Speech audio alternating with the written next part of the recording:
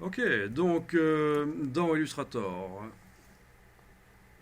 je vais aller rechercher ceci, voilà. Alors, vous allez choisir une des versions qui vous plaît et vous allez pouvoir démarrer un exercice de transformation multiple avec. Nous allons créer une espèce d'arbre et de manière rapide. Donc, moi, il se trouve que c'est la dernière version qui me plaît le mieux, donc je vais sélectionner ça et je le copie. Édition copier. Et je vais créer un nouveau document. Fichier nouveau. Format A3, on va faire du vertical ici, puisqu'on va faire un arbre, ce sera peut-être plus sympa. Format A3 vertical. OK. Et on colle.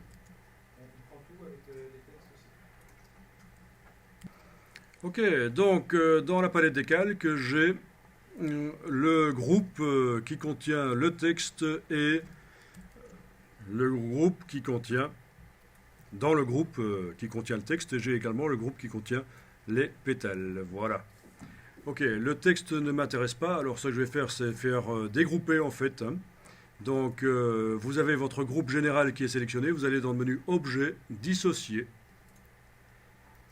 Donc tout a été sorti du groupe. Je vais d'ailleurs ici augmenter un peu la taille des vignettes. Voilà. Tout a été sorti du groupe, c'est donc dans le calque. Et je vais prendre ici les vignettes, clic, majuscule, clic. C'est à ça que ça sert notamment de pouvoir sélectionner les vignettes comme ça. Ce n'est pas pour sélectionner les objets nécessairement. C'est pour pouvoir faire des opérations sur ces vignettes-là, notamment corbeille. C'est parti.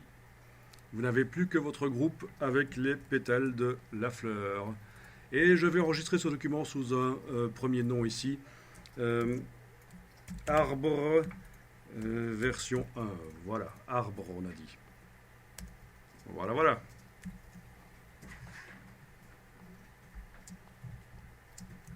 Bien.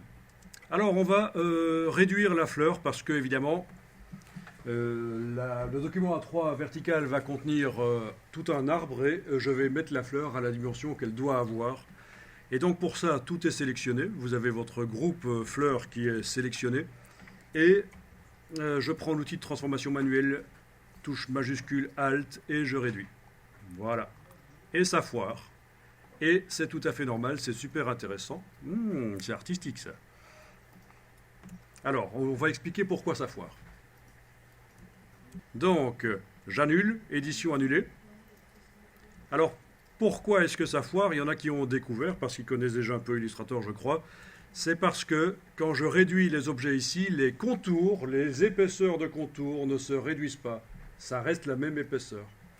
Et pour que ça réduise les contours quand j'agrandis, enfin quand je réduis l'objet, il faut que j'aille enclencher dans les préférences d'Illustrator une fonction spéciale. Alors on y va.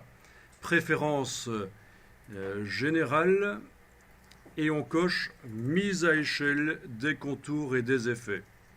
Préférence générale, mise à échelle des contours et des effets. Voilà. Maintenant, si je prends l'outil de transformation manuelle et que je réduis et que je zoome, ah, le flou n'a pas été réduit, lui. Ok. Donc, les contours ont été réduits, mais le flou n'a pas été réduit. Donc, ça veut dire que c'est un objet complexe qui me pose problème. Donc, je vais annuler ça. Et nous allons voir si on peut faire comme ça. Voilà.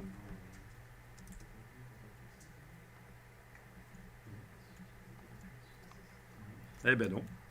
Le flou ne se met pas à l'échelle. Mais c'est pas grave, c'est très intéressant. Déjà, vous avez appris quelque chose.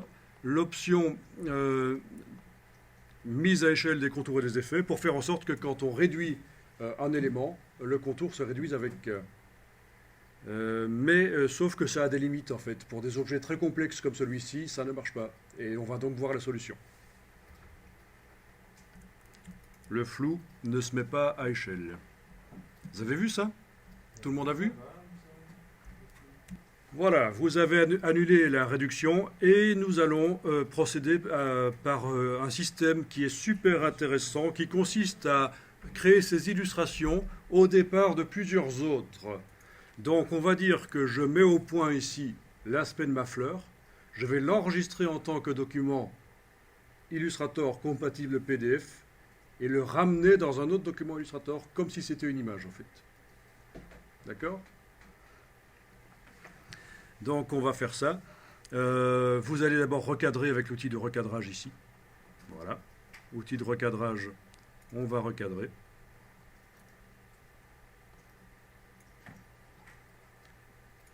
Pas trop près du bord, hein, parce qu'il y a du flou. Il ne faudrait pas couper le flou.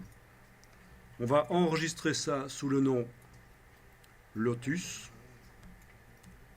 Lotus en Adobe Illustrator. Et il faut que l'option créer un fichier compatible PDF soit cochée. Voilà. On a donc enregistré l'image sous le nom lotus.ai avec dans la boîte d'enregistrement l'option créer un fichier compatible PDF qui était coché. Bien, donc ce fichier lotus.ai, je peux le fermer. Je peux fermer le précédent aussi qui contenait tous mes Lotus, toutes les différentes variantes. Et je crée mon document format A3 vertical. Format A3 vertical. OK. Voilà. Et là-dedans, je vais aller faire fichier, importer. Et je vais chercher le lotus.ai. Alors, vous avez une boîte ici d'importation de fichiers PDF, recadré selon illustration ou détourage, rognage, fond perdu. En fait, on va choisir support. Comme ça, la dimension de notre plan de travail et la manière dont ce sera la dimension du document qu'on importe en fait. Support, c'est le plan de travail en fait. Vous savez, ce qu'on a été modifié, recadré un peu la fleur tout à l'heure. Si vous importez un fichier Illustrator dans InDesign ou dans Photoshop, vous aurez aussi cette boîte-là. Et ça ne marchera que si vous avez coché l'option créer un fichier compatible PDF. Parce que le PDF est nécessaire pour visualiser l'image en fait. OK. Voilà. Et alors ça, c'est donc une image liée. C'est mon document Illustrator qui est considéré comme une image. Mon document Illustrator lotus.ai est considéré comme une image. Et ça, c'est super intéressant parce que c'est léger.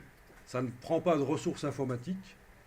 Illustrator, parce que tous les traits, là, les contours, tout ça, ne bouffent pas des ressources informatiques. Parce que ça, c'est dans l'autre document que je viens d'importer. Ce n'est pas dans ce document A3 ici. Et si je redimensionne avec l'outil de transformation manuelle, ça va pas foirer du tout. Parce que c'est une image. Elle restera nickel comme ça. Alors ça, vraiment, super astuce à retenir. Illustration complexe. Si vous redimensionnez, ça foire. Eh bien, enregistrez l'illustration en Adobe Illustrator compatible PDF et rechargez-la dans un autre document en tant qu'image et vous allez pouvoir faire ce que vous voulez avec. Alors, si j'affiche le damier de transparence, j'ai bien la transparence autour. Entre les feuilles aussi, c'est nickel.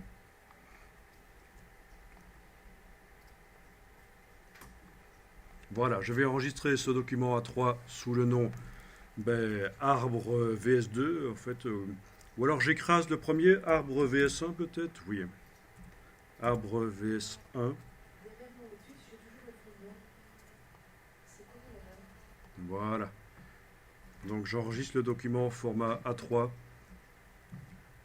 Bien. Donc pour revenir un peu en arrière, le problème que tu avais, et qui peut être intéressant pour tout le monde, c'est que tu avais plusieurs plans de travail en fait.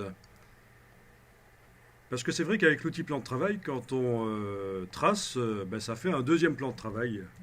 On peut avoir dans Illustrator plusieurs zones de travail, typiquement quand on fait un site web en fait. Donc dans ce cas-là, avec l'outil plan de travail, il faut décider lequel est le bon. Donc si c'est le 1 qui est le bon, je sélectionne le 2 et je le supprime avec la touche suppression. Voilà. C'est ça qu'il a fallu faire. Donc attention, en effet, je ne vous en avais pas parlé de ça. Alors fichier enregistré, voilà, je ferme. Voilà, dans la palette des liens de ce document-ci, logiquement, puisque je viens d'enregistrer le document Illustrator et qu'il est lié, il me dit que il faut que je mette à jour. Voilà, bon. Donc c'est logique, hein. C'est comme une image en fait. Et donc ça veut dire que vous allez pouvoir faire des illustrations hyper complexes en organisant votre travail comme ça. Des documents Illustrator qui se combinent en fait. Et on peut travailler comme ça aussi dans Photoshop, c'est d'ailleurs conseillé, c'est ce qu'on appelle les objets dynamiques. On crée un personnage dans Photoshop, par exemple, on l'enregistre au format Photoshop, on le réimporte dans un autre document Photoshop en tant qu'objet dynamique, avec plein d'autres personnages. Et malgré que votre ordinateur n'est pas super puissant, vous allez arriver, grâce à cette technique, à faire des photomontages qui sont quand même complexes. Okay, il ne faut pas essayer de tout mettre dans le même document, ça devient ingérable. Aussi au point de vue nombre de calques aussi, hein.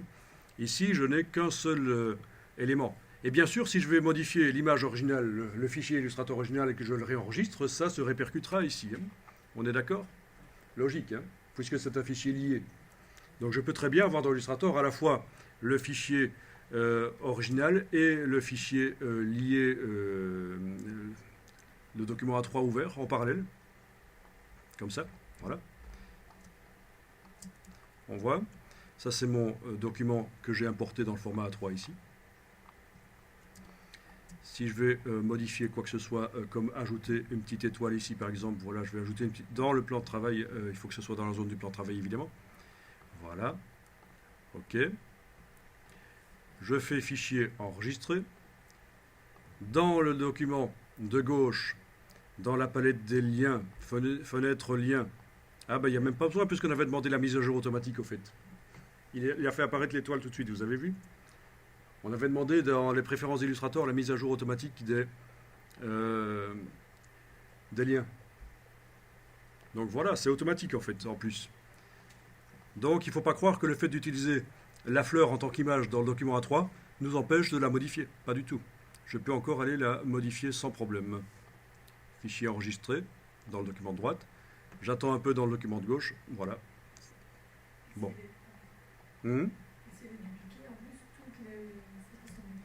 Ah, si on va la dupliquer, on va la multiplier. Et en effet, toutes celles qui seront multipliées se changeront automatiquement, en effet.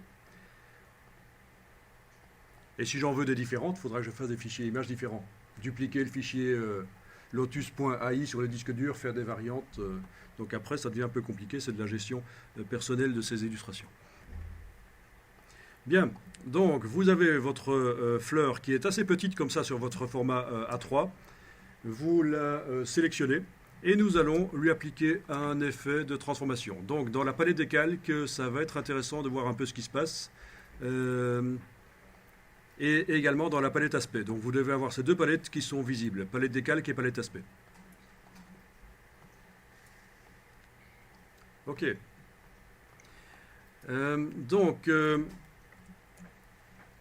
Je vais appliquer un effet de transformation sur ceci. Donc menu effet, distorsion et transformation. Transformation. Je coche la case aperçue dans la boîte qui s'est ouverte. Et je vais par exemple faire une rotation. Est-ce que vous voyez que ça fonctionne la rotation? Quand vous bougez la rotation dans la boîte d'effet de transformation, avec la case aperçue cochée, vous devriez voir la fleur qui tourne là-bas. Ça, c'est une chose. En plus de faire une rotation, je vais faire un déplacement. Vous voyez que ça se déplace? La fleur sort de son image, parce que c'est le principe des effets spéciaux. C'est que la construction des objets reste en place, et on a une image qui se déplace. On a une espèce de fantôme qui se déplace là, en quelque sorte. Ça va, vous voyez? Oui, donc ton erreur, c'est d'être allé dans le menu Objet. Et ça, c'est l'ancienne manière de faire dans Illustrator, j'en ai parlé tout à l'heure, c'est foireux. Parce qu'une fois que c'est appliqué, la transformation, ben c'est appliqué, on ne sait plus la modifier. Tandis qu'ici, j'applique un effet spécial. Menu Effet, Distorsion et Transformation, Transformation. Voilà, case aperçue cochée. Je tourne, je déplace. Voilà. Si on veut changer l'axe pour la rotation. Le fait de déplacer pour leur... Ok, donc voilà. Et je clique sur OK. Et donc, sur cette image, j'ai l'effet de transformation. Alors c'est vrai que tu me poses une question, c'est vrai que si l'image n'est pas sélectionnée, on a l'impression que l'image est là, alors qu'en fait elle est là.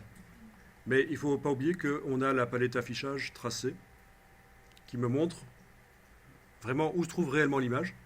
On a également la possibilité de sélectionner l'image par ici. Voilà. Alors vous voyez ici la cible qui est devenue grise, qui indique que pour cet objet-là, il y a eu une modification dans la palette aspect par rapport à ce qui était prévu à l'origine. Ok, donc je sélectionne cet objet image et je vais recliquer sur le mot transformation pour aller modifier la transformation. Bien entendu, je ne vais pas dans le menu effet rechercher un autre effet de transformation, c'est celui-là que je vais modifier. Vous avez compris comment ça marche maintenant. Je vais cocher la case aperçue. Et ici, je vais indiquer copie. Combien de copies je veux? Je vais indiquer par exemple 15. Touche tabulation. Voilà.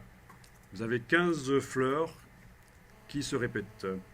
Vous allez maintenant jouer sur les déplacements. Voilà. Voilà. Et l'angle aussi. L'angle compte. Voilà, vous voyez ça?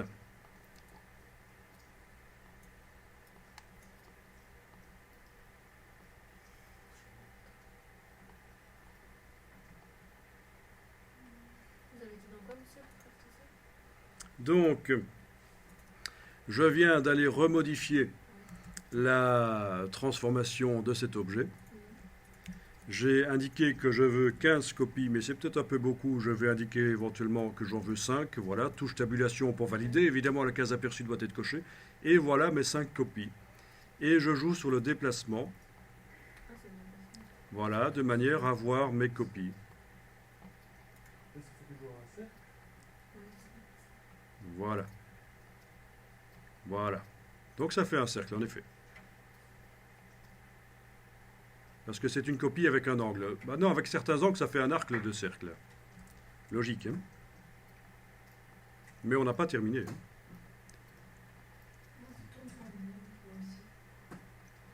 Jouer sur les curseurs déplacement et sur le curseur angle.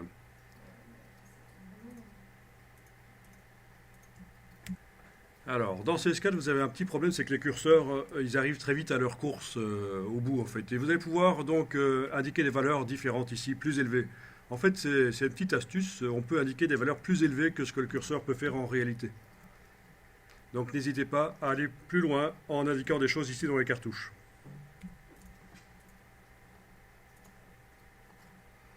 Bien. Alors là, j'ai obtenu quelque chose d'assez aléatoire. J'ai donc 5 copies. Ça veut dire que normalement, j'ai 6 objets, en fait. C'est le cas. 6 objets, l'original et 5 copies. Bien entendu, si j'allais changer le document lotus.ai, toutes ces copies se remettraient à jour. C'est la même image qui est répétée plusieurs fois, en fait. C'est un effet de transformation. Je clique sur OK. Je vais enregistrer le document ici. Arbre VS2. Alors vous allez dire, mais ça ressemble pas trop à un arbre pour l'instant. C'est pas 6 fleurs qui vont me faire un arbre.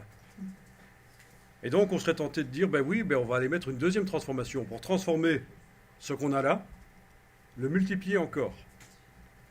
Sauf qu'on ne va pas le mettre sur l'objet ici parce qu'on aurait 2 effets de transformation sur le même objet, ça va devenir la foire. Donc je vais vous montrer l'astuce. Bien, donc toujours en ayant l'image sélectionnée, je vais aller dans transformation encore une fois. Et ce qu'on n'a pas fait, c'est amener des variations dans la mise à échelle en fait. Mais n'y allez pas trop fort. Hein. Faites simplement par exemple 105%. Ça veut dire que chaque fois que la fleur se répète, elle va s'agrandir un peu. Et là, vous avez des feuilles de différentes tailles. Mais bon, des fleurs de différentes tailles. D'accord? Par rapport à l'original, on voit qu'il y en a certaines qui sont plus grandes. Mais attention, je n'ai mis que 105%. Vu que c'est sur base de la copie précédente, okay, il est possible que la 5e copie soit à 130% de la taille originale, en fait. Hein, vous comprenez? C'est pour ça qu'on n'y va pas trop fort ici si on veut garder un réalisme, parce qu'il n'y a pas des arbres qui ont des fleurs de 1 mètre de large et en même temps des fleurs de 3 cm, quoi. Donc il faut garder une certaine cohérence. Et on doit mettre à l'horizontale et à la verticale. Oui, on peut même différencier, mais là j'ai mis les deux évidemment, hein. Je ne veux pas qu'elle s'étende seulement dans un sens, la fleur. Donc j'ai mis en horizontal, la mise à échelle en horizontal et en verticale. Et comme je veux garder les proportions, j'ai mis la même chose en fait, hein.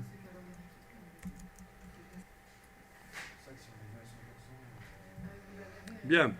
Alors ici, je vais sauvegarder le document déjà. Et ici, je vais mettre l'image qui est actuellement sélectionnée. Je vais la mettre dans un groupe. Alors voyons un peu ce qui se passe si je fais objet associé. Ah ben ça marche, on a un groupe, super. Et vous avez deviné ce qu'on va faire? Sur le groupe qui est actuellement sélectionné, et non pas sur l'objet, donc sur le groupe, on va mettre un effet spécial de transformation. Et ça va transformer quoi? Ben, ce qu'on voit là, les siffleurs. Ben oui, c'est ça le but. Donc votre groupe est sélectionné, vous avez la double cible sur le groupe, pas sur l'objet, sur le groupe. Évidemment, on a l'impression que l'objet est sélectionné aussi, logique, hein, si je sélectionne un groupe, ça sélectionne aussi le contenu. Et le calque me montre qu'il y a une sélection. Et c'est un gros carré pour me montrer que tout est sélectionné dans ce calque. Bon, voilà, mais ce qui compte, c'est d'avoir la double cible ici pour indiquer que c'est le groupe qui est sélectionné. Et je vais dans le menu, Effet, Distorsion et Transformation, Transformation. Effet, distorsion et transformation, transformation. Je change l'angle, j'indique un nombre de copies, par exemple 5. Voilà. Je change l'angle, je change le déplacement. Voilà. Ça commence à ressembler à un arbre, hein. Voilà. Bien. Est-ce que ça marche?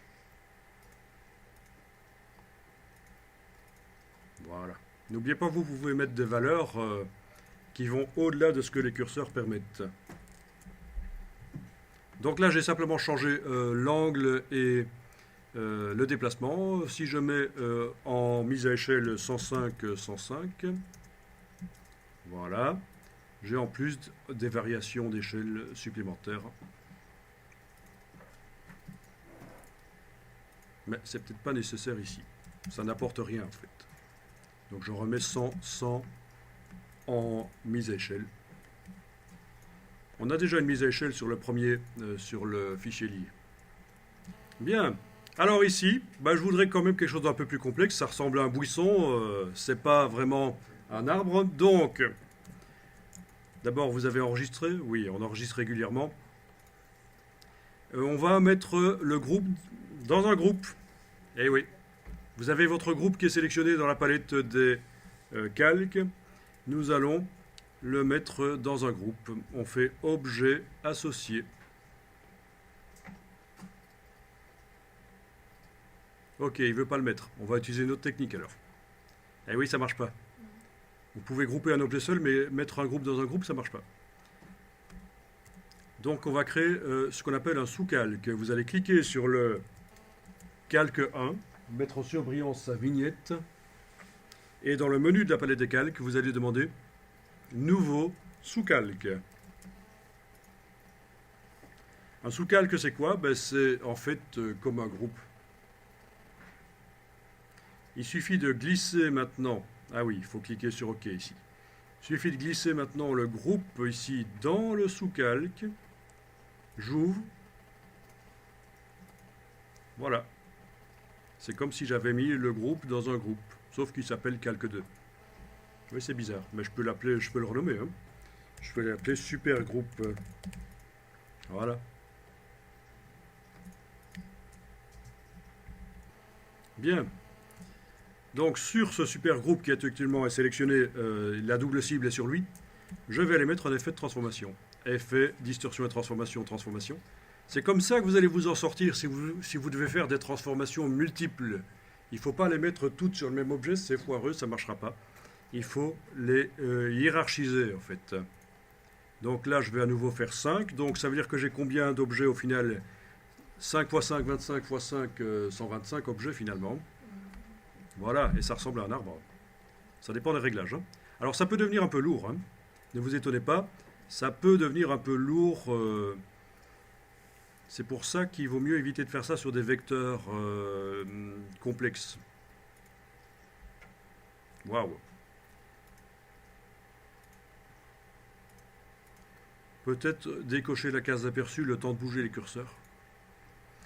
Ok, bon, on va dire que c'est bon pour moi.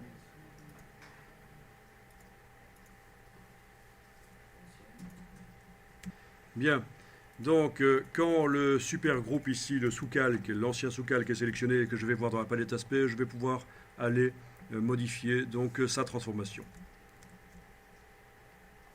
Voilà. Et tester différentes choses, notamment l'angle. Je coche la case aperçu.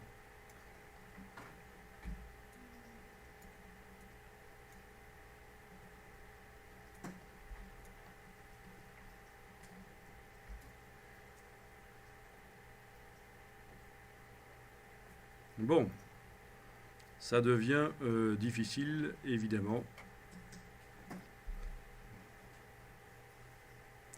Mais franchement, allez, si vous deviez faire un arbre avec des feuilles super détaillées comme ça, on vous demande de faire ça en illustration, allez, on vous donne une feuille de papier et de la gouache, allez-y, il vous faudra une semaine. Nous, on l'a fait, en apprenant, on l'a fait très rapidement en fait, hein. Pardon?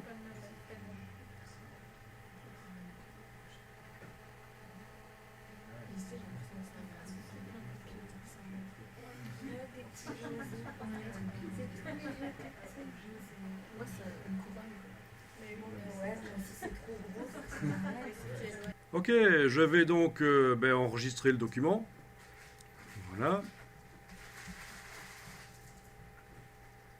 Je vais, pour faciliter le travail, vous savez quoi? Tout ça, je vais l'enregistrer en tant qu'illustration et le récupérer dans un autre document. Ce sera plus léger. Parce que pour l'instant, vous avez certainement remarqué que si vous zoomez, ça crépite, ça clignote. Eh bien, on va éviter ça, on va figer ça et on va utiliser cette image dans un autre document. Donc, ce feuillage, on ira le récupérer, le réinsérer en tant qu'image sur l'illustration suivante qu'on va faire ici. On va aller créer un arbre dans un nouveau document, en fait. Donc, vous pouvez fermer ce document ici, quand vous l'avez sauvegardé, et vous faites un nouvel A3.